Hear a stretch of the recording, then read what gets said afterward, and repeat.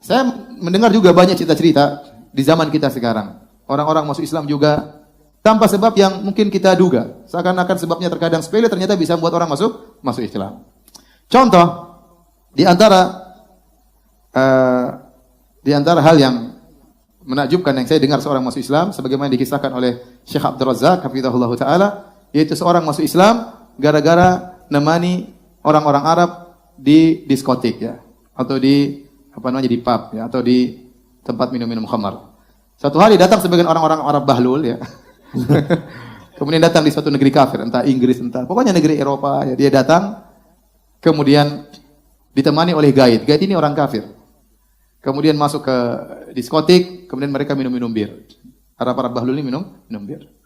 Tatkala mereka minum-minum bir, tahu-tahu salah seorang dari mereka nyeletuk, kayaknya aduh kita ini semoga Allah ampuni kita. Jadi lagi minum bir sadar. Semoga Allah mengampuni dosa-dosa kita. Kita minum bir.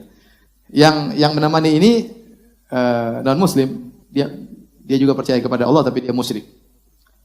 Mungkin Nasrani. Dia berkata, semoga saya juga diampuni. Tahu-tahu orang-orang Arab ini protes, oh kamu tidak. Kalau kamu kafir asli di neraka jahanam selama-lamanya. Kalau kita bertauhid, maksiat, kita mungkin masuk neraka tapi masih bisa keluar. Kalau kamu nggak bisa. Masya Allah. Ini lagi mabuk ini. Masya Allah. Subhanallah, orang ini jadi pikiran dalam benaknya, kok bisa? Kenapa dibedakan? Kita sama-sama minum bir, ente selamat saya enggak. Maka dia mikir, maka dia tertarik dengan Islam. Lalu dia baca, akhirnya dia masuk Islam. Subhanallah. Kemudian kalau tidak salah dia belajar di Universitas Madinah. Antum bayangkan, orang mabuk saja bisa berdakwah. Lagi antum. Jadi maksud saya, seorang masuk Islam tanpa hal yang diduga. Dalam kondisi seperti itu, dia bisa masuk Islam. Gara-gara nemani orang mabuk. Terjadi dialog sedikit, satu hal mengetuk pintu hatinya, kemudian dia masuk Islam. Ya.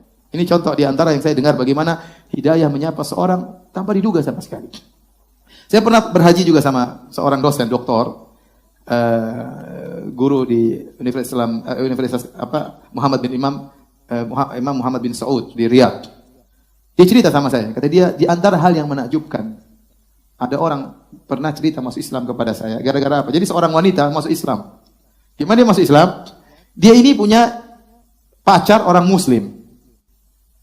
Kemudian mereka suka berzina. Tapi setiap pacarnya ini habis berzina dia mandi. Mandi junub. Mungkin mau sholat, mau apa. Pokoknya habis setiap habis berzina dia mandi junub. Ini perempuan tersinggung. Kenapa habis kemudian harus mandi gitu? Memang mungkin saya corok, saya jijik. Kenapa kamu setiap habis berzina dengan saya kemudian mandi? Kata dia, ini Islam mengajarkan demikian. Akhirnya ini cewek berpikir, dia jadi pingin tahu kok Islam begitu ngajarin seperti itu. Dia belajar, akhirnya masuk Islam. Itu jangan coba-coba ya. Saya juga mau tiru orang itu ya, jangan tiru yang pertama mabuk dulu, jangan juga berzina, jangan. Enggak, maksud saya terkadang Allah kasih hidayah di luar dugaan. Ini kan maksiat. Tapi orang ini melakukan satu yang baik. Setelah berzina dia mandi junub. Ini menjadi timbul pertanyaan bagi sang wanita. Akhirnya dia pun masuk Islam gara-gara hal tersebut. Di luar dugaan sama sekali.